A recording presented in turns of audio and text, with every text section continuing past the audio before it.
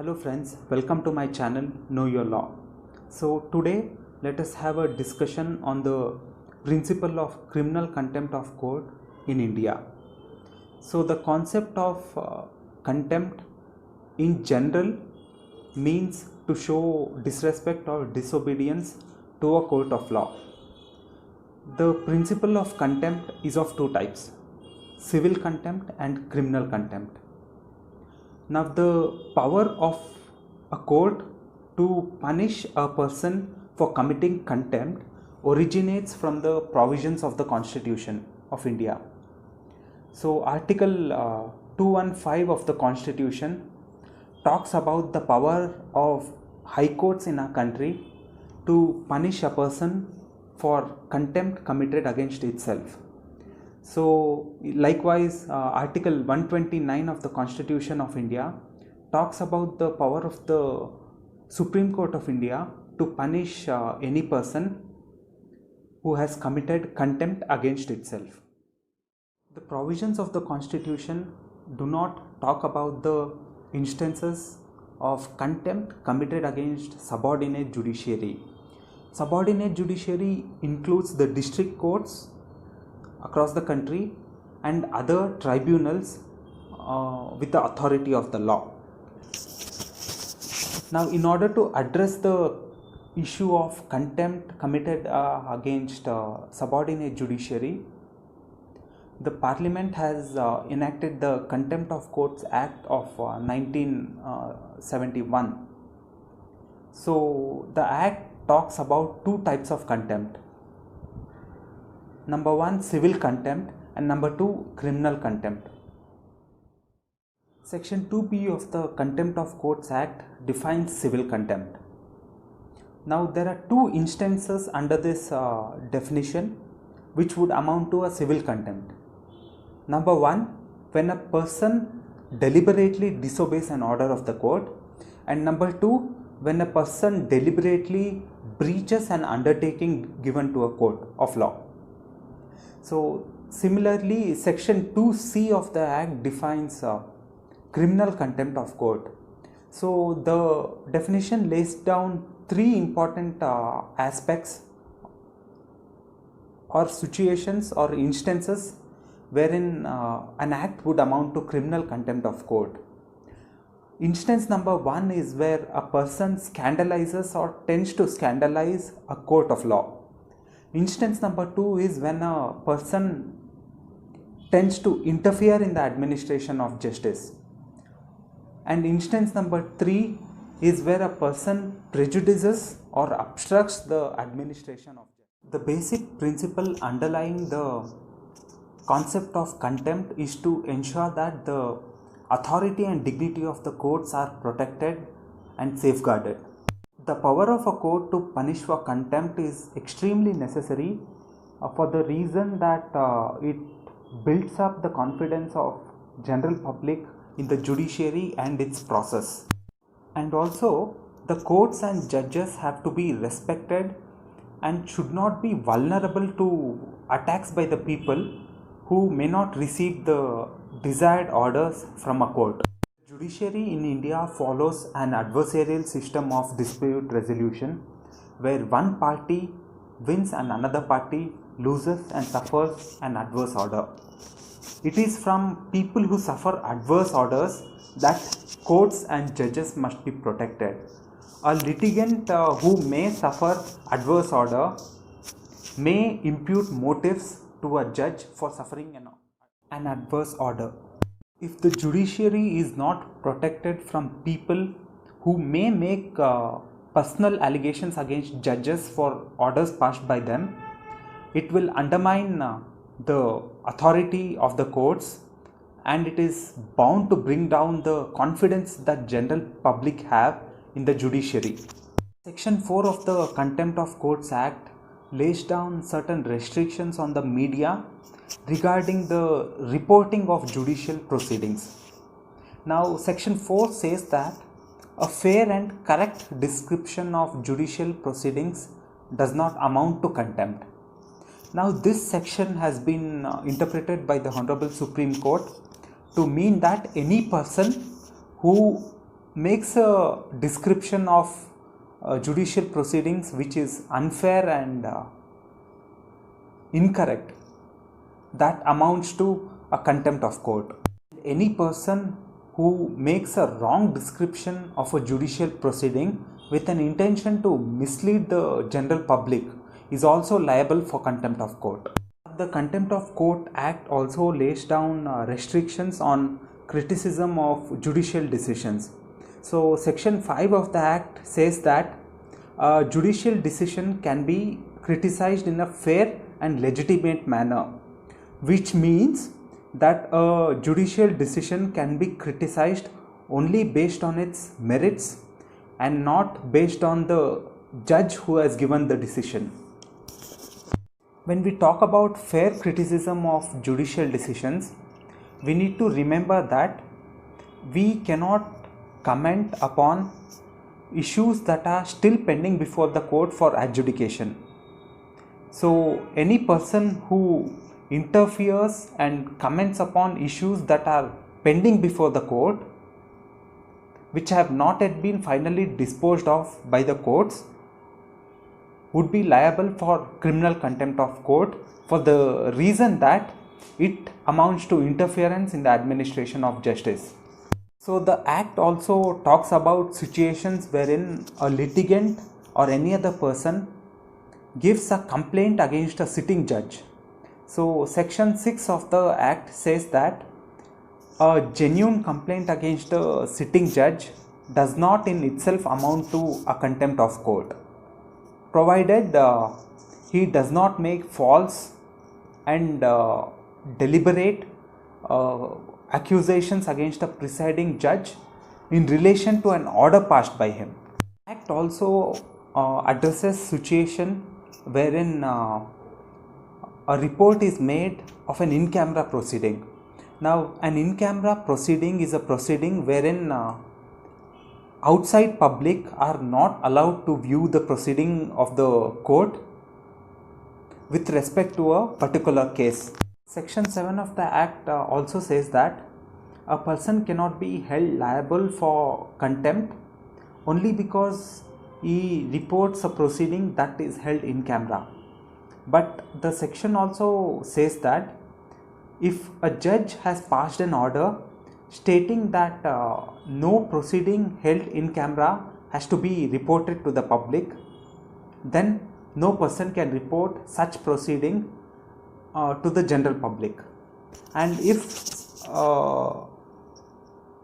in violation of this order a report is made by the media, then it is liable, then that person is can be held liable for contempt.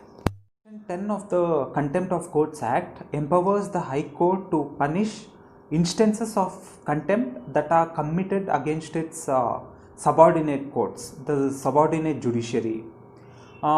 These instances of contempt can be tried by the high courts as if the contempt has been committed against itself, although it is committed against the subordinate courts. So what we need to remember here is that in instances where subordinate courts feel that contempt has been committed against itself, the subordinate courts are not empowered to punish for contempt. Instances wherein contempt is committed against the subordinate courts, the High Court has to get into the position of the subordinate court and punish the alleged contemnors or the accused persons. Section 11 of the Act also addresses a situation wherein contempt has been committed against a subordinate court and the act of contempt is committed outside the jurisdiction of that court. So this provision also empowers the High Court to take cognizance of the contempt, although the act of the contempt is committed outside the jurisdiction of the court. A person who is guilty of contempt of court may be imposed with a punishment of simple imprisonment up to a period of 6 months or with a fine up to Rs 2000. Whichever the court thinks fit. Another important factor which has to be noted here is that while trying a criminal contempt petition or application, the court has the discretion to discharge the accused at any stage of the proceeding. This discretion of the court can be exercised when a contemnor provides an apology to the court, an unconditional apology. The Act lays down two broad situations in relation to the commission of the act of contempt. So, Section 14 and 15 of the Act deals with situations wherein contempt is committed in the face of the court and situations wherein contempt is not committed in the face of the court. Section 14 of the Act talks about a situation wherein contempt is committed on the face of the court, which means to say that the accused person has committed the act of contempt in the presence of the court in the judicial proceeding. Then the court has been granted the power to take such alleged contemnor into the custody and try him for contempt of court. Section 15 of the Act talks about a situation wherein criminal contempt has been committed not in the face of the court. So it also lays down the procedure that the court has to follow in order to take cognizance of this act of criminal contempt. So there are three different ways in which cognizance may be taken by the court under this provision. So the first way in which this can be done is when a court can take suo motu cognizance of the act of criminal contempt, and the second is when a court can take cognizance when the Advocate General of the High Court or the Attorney General of the Supreme Court makes an application to the court requesting the court to take action against this act of criminal contempt. And the third situation is where any person who has the knowledge of this act of criminal contempt makes an application to the Advocate General and requests him to give consent in writing to this person, and this person can in turn, after getting consent from the Advocate General of the High Court or the Attorney General of the Supreme Court, go and file a contempt petition before the High Court or the Supreme Court, whichever the case may be, asking the court to take action on the given factual situation. So friends, we have now looked at the principle of criminal contempt of court and the Contempt of Courts Act broadly. So now let us also take a look at some of the major and important judicial decisions on the principle of criminal contempt and the Contempt of Courts Act. The reason why we need to look at judicial decisions when we study any legal principle or any provision of law is that when we look at judicial decisions, we understand the manner in which the provision or the principle of law and its application in the practical situation, and also the different dimensions a principle or a provision of law would take to suit varying circumstances and situations which is bound to occur. So let us look at one of the decisions of the Karnataka High Court in S.R. Nilavigi versus Advocate General of Karnataka, delivered in the year 2008. So I am providing the citations below, so if anybody is interested to get more information on this case, they can always go through the judgment and acquaint more facts about the case. So in this case, what happened is that a person had made an application to the Advocate General of Karnataka under Section 15 of the Contempt of Courts Act, seeking the consent of the Advocate General so that he could initiate criminal contempt proceedings against another person.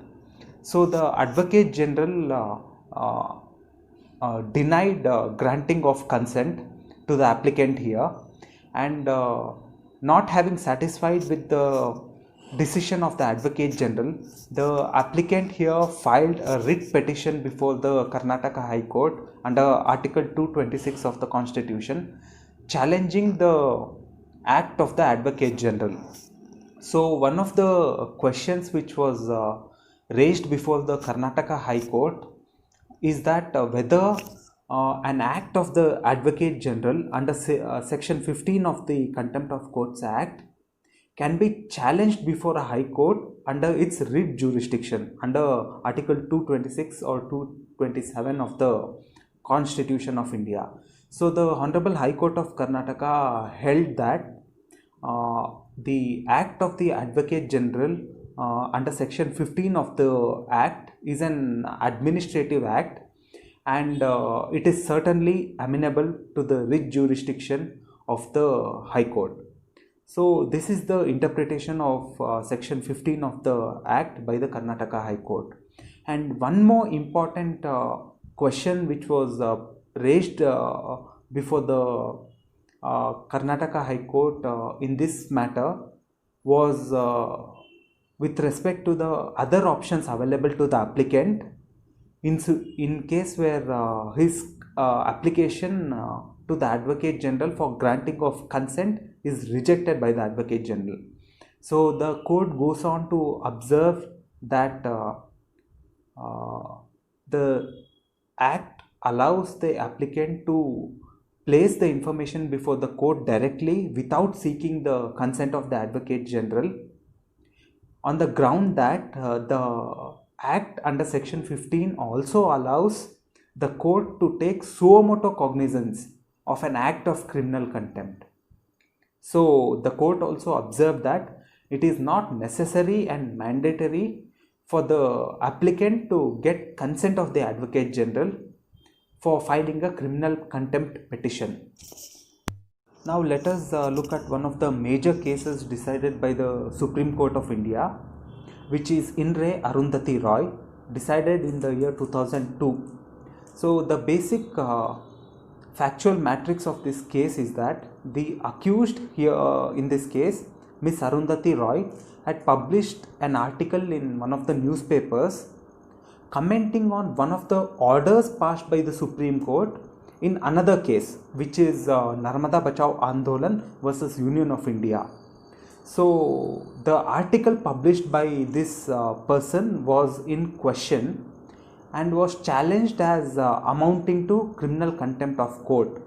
So the Supreme Court in this case elaborated on the principle of criminal contempt and went ahead and laid down basic and fundamental principles and instances which would amount to criminal contempt of court.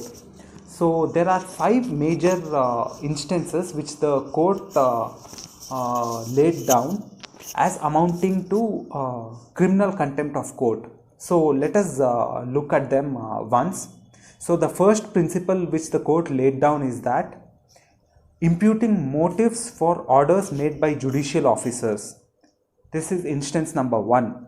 Number 2, actual interference in the administration of justice is not necessary. Even if the act has the tendency to interfere in the administration of justice, it is sufficient to amount to criminal contempt of court.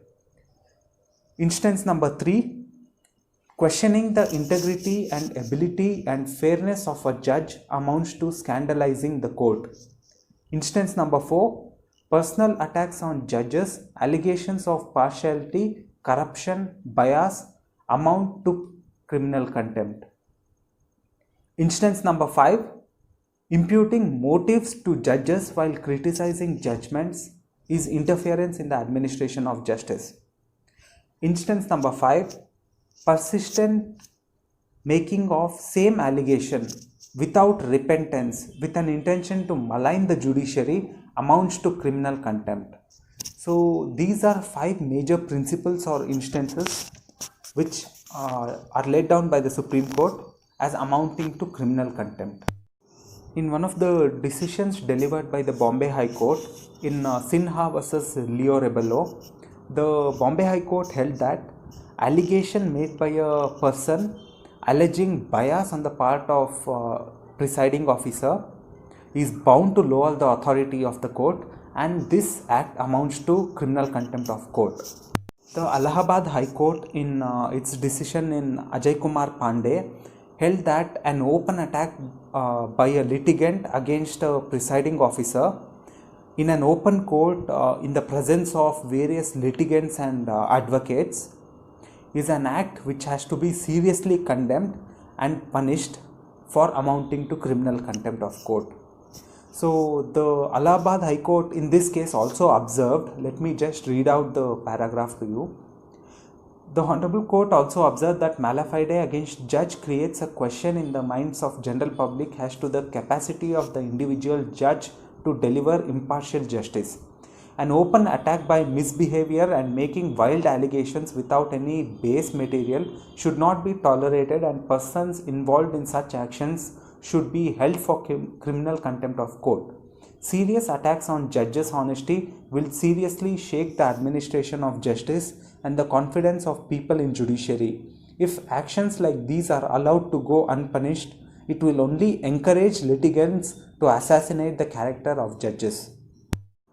So let us also look at one of the very important and major decisions of the Supreme Court, which is Amicus Curie versus Prashant, Bhushan and another, a very recent decision. So in this case, the Supreme Court had to face with a situation wherein advocate Prashant Bhushan had given an interview to a journalist called Suma Chowdhury, wherein in the interview he had made wild allegations of corruption existing in the Supreme Court of India. In the interview, the advocate Prashant Bhushan also had mentioned that more than half of the previous Chief Justices of the Supreme Court of India were corrupt. And also he had mentioned about the fact that the then Chief Justice of India, Justice Kapadia, as to how he went ahead and heard a matter before him which involved a company in which he owned shares. So Mr. Harish Salve, a very eminent senior advocate at the Supreme Court, was appointed as the amicus curiae in this case by the court, filed an application before the court to bring to the notice of the court about the interview which Prashant Bhushan had given to the journalist, and as to how he attempted to scandalize the court and bring down the reputation of the court. So the court in this case went on to discuss in detail about the scope of suo motu cognizance in criminal contempt matters. So the Supreme Court held that suo motu cognizance can be taken by the court in any form, including in the form of an application filed by any person in an ongoing proceeding. So this is how the law on criminal contempt of courts in India operate. So thanks for watching my video. Please do subscribe to my channel.